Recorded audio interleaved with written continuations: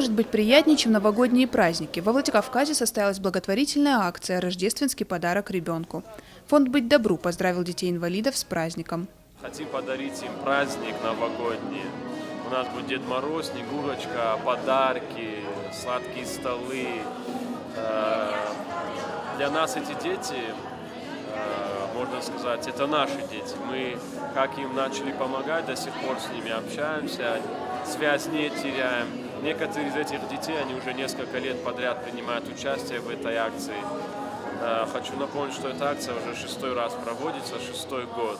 В 2014 году благотворительный фонд «Быть добру» помог 60 семьям. Было собрано более 5 миллионов рублей. Нередко поддержка оказывалась и совместно с Русфондом. Лусине Нагопетян и ее мама оказались в Осетии из-за болезни девочки. У Лусине цирроз печени. Была необходима срочная операция, а ждать гражданства для получения квоты они не могли. Семья Нагопетян обратилась в фонд «Быть добру». Благодаря неравнодушным людям удалось собрать нужную сумму. Теперь у девочки есть возможность лечь на операцию в Москве и получить должный уход.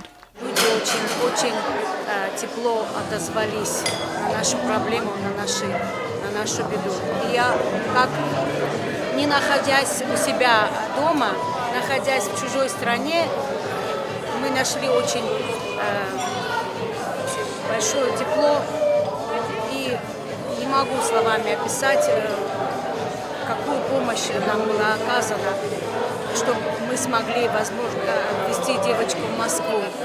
С праздником поздравили гостей именитые певцы Осетии. Дед Мороз вместе со своими помощниками подарил детям сказку.